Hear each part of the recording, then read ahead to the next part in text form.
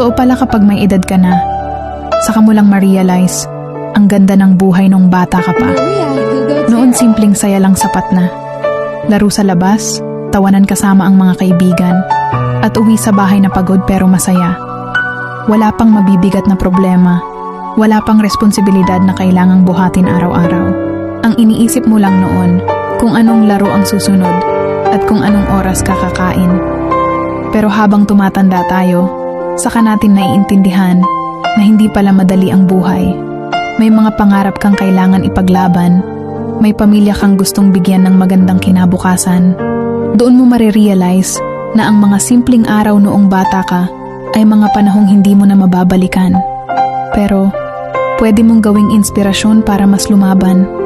Kaya kung pagod ka man ngayon, tandaan mo lang, minsan kang naging batang puno ng pangarap. At hanggang ngayon nasa iyo pa rin ang lakas na iyon para ipagpatuloy ang laban sa buhay.